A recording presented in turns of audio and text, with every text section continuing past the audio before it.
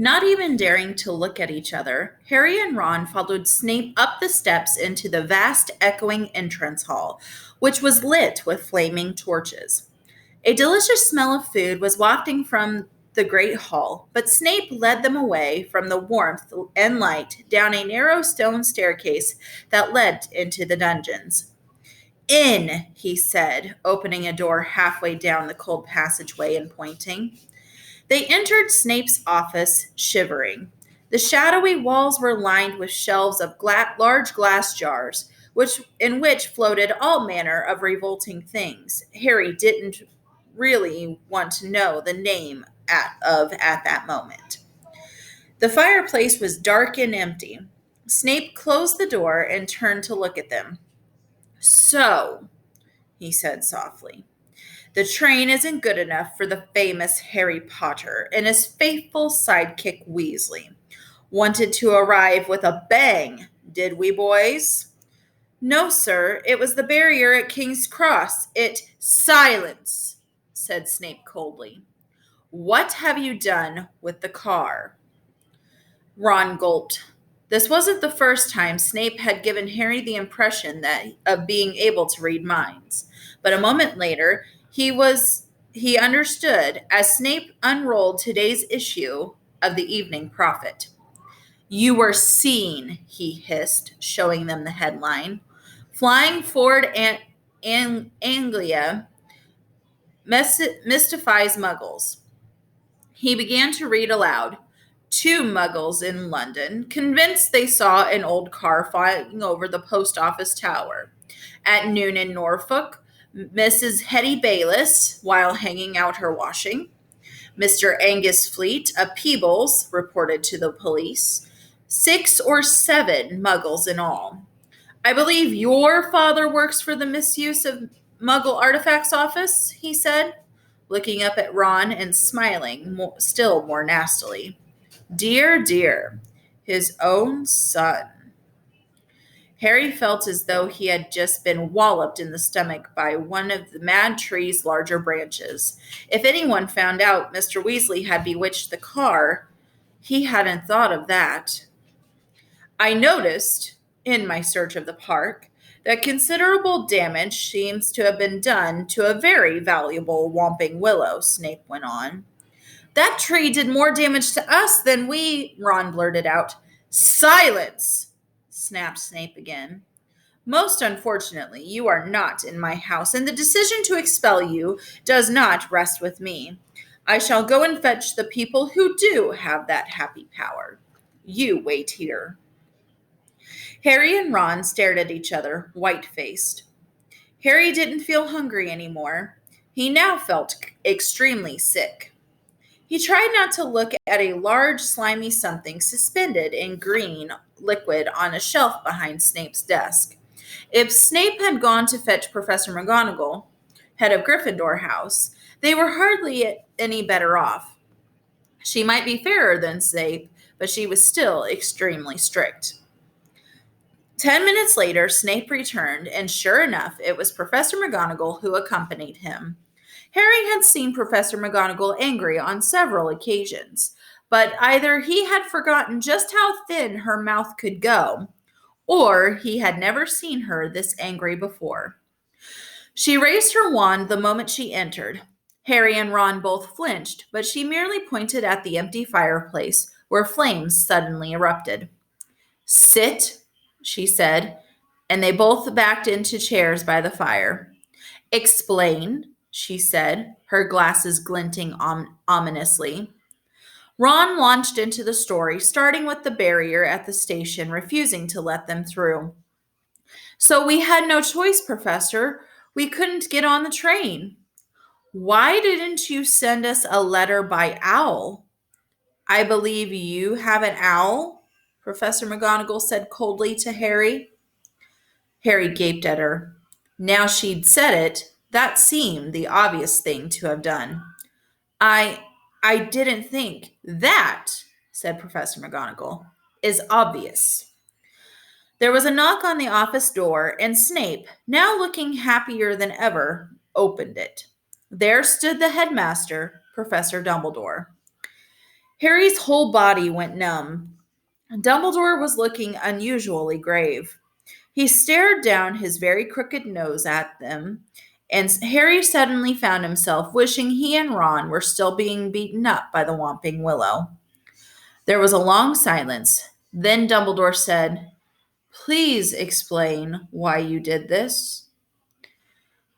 It would have been better if he had shouted.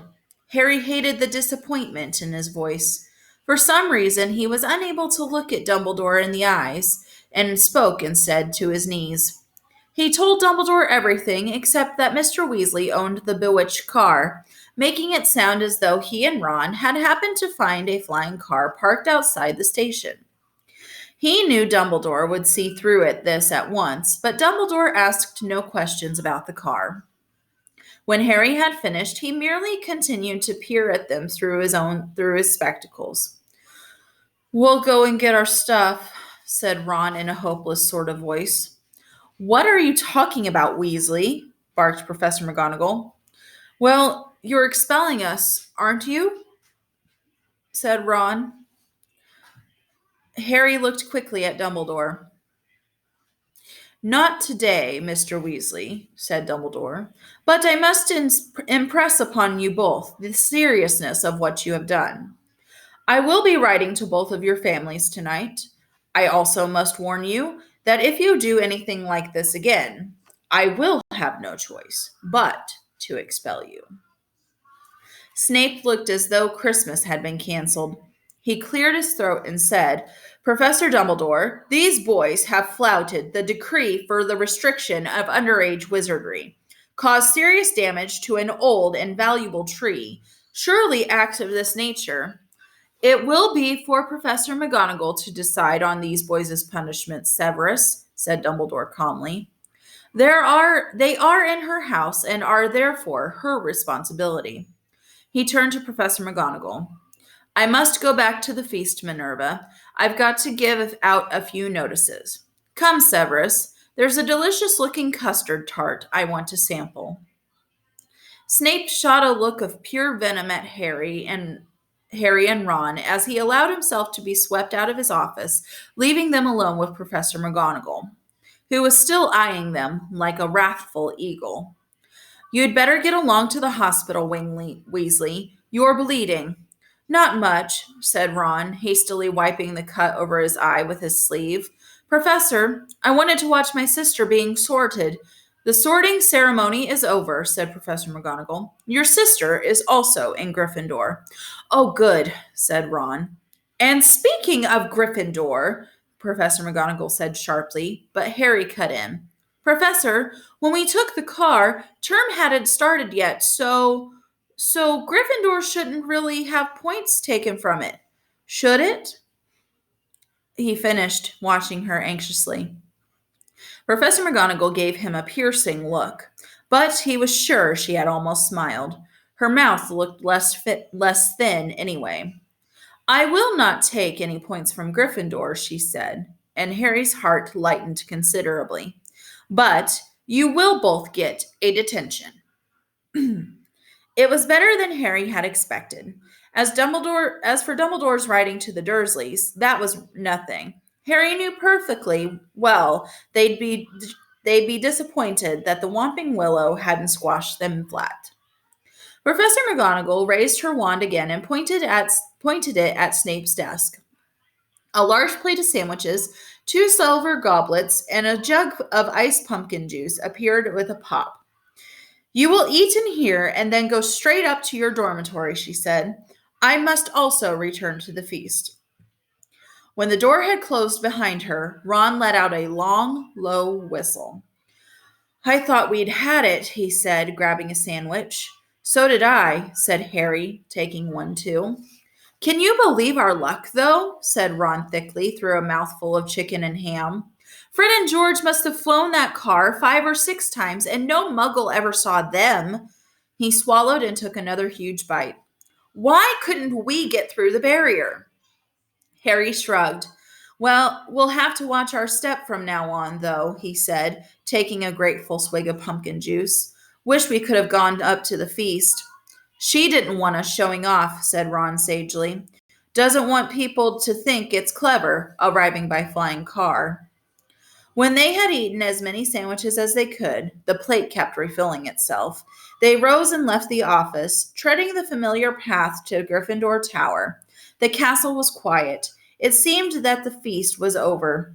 They walked past muttering portraits and creaking suits of armor and climbed narrow flights of stone stairs until at last they reached the passage where the secret entrance to Gryffindor Tower was hidden behind an oil painting of a very fat woman in a pink silk dress.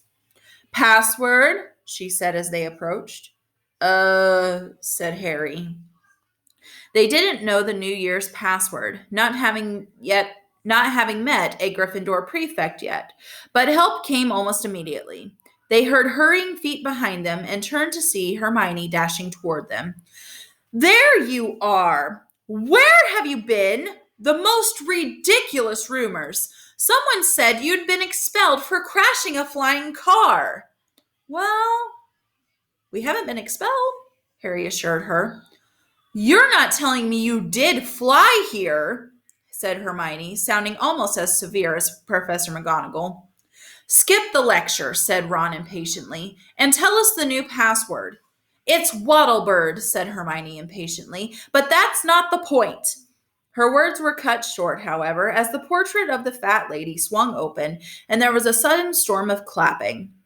It looked as though the whole Gryffindor Tower or Gryffindor house was still awake, packed into the circular common room, standing on the lopsided tables and squashy armchairs, waiting for them to arrive. Arms reached through the portrait hole to pull Harry and Ron inside, leaving Hermione to scramble in after them.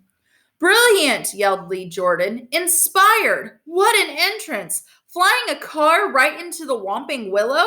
People will be talking about that one for years. Good for you, said a fifth year Harry had never spoken to. Someone was patting him on the back as though he had just won a marathon. Fred and George pushed their way to the front of the crowd and said together, Why couldn't we have come in the car, eh? Ron was scarlet in the face, grinning embarrassedly, but Harry could see one person who didn't look happy at all. Percy was visible over the heads of some excited first years, and he seemed to be trying to get near enough to start telling them off. Harry nudged Ron in the ribs and nodded in Percy's direction. Ron got the point at once. Got to get upstairs. Bit tired, he said, and the two of them started pushing their way toward the door on the other side of the room, which led to a spiral staircase and the dormitories. Night, Harry called back to Hermione, who was wearing a scowl just like Percy's. They managed to get to the other side of the common room, still having their backs slapped, and gained the piece of the staircase. They hurried up it, right to the top, and at last reached the door of their old dormitory, which now had a sign on it saying second years. They entered the familiar circular room with its 5-4 posters hung with red velvet and its high, narrow windows. Their trunks had been brought up for them and stood at the ends of their beds. Ron grinned guiltily at Harry. I know we shouldn't have enjoyed that or anything, but the dormitory door flew open, and in came the other second-year Gryffindor boys, Seamus Finnegan, Dean Thomas, and Neville Longbottom. Unbelievable, beamed Seamus. Cool, said Dean. Amazing, said Neville, awestruck. Harry couldn't help it. He grinned, too.